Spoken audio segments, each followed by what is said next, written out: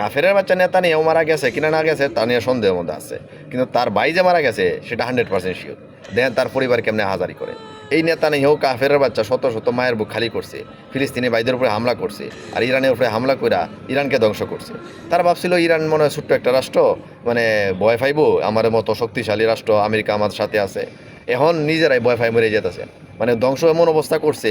দেখবেন, মানে আমি কয়েকটা ভিডিও দেখলাম, তারা ক্যামেরা ধ্বংস করতেছে। ইরানের হামলা তারা যত ধ্বংস হয়েছে, এই ধ্বংসের ভিডিওগুলো যাতে বিশ্বের মধ্যে না যায়, যার কারণে ক্যামেরা ধ্বংস করে দিচ্ছে। প্রত্যেকটা ইসরায়েলি মানে কান্নায় ভাঙ্গে পড়ছে, এত ক্ষয়ক্ষতি হইতেছে ইরানের হামলায়।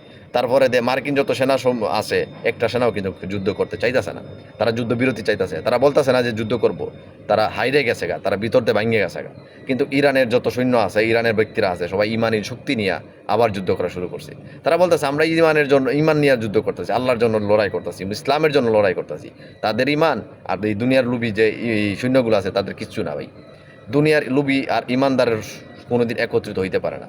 তারা সারা জীবনেই পরাজয় শক্তির মধ্যে হাইরে যাবো।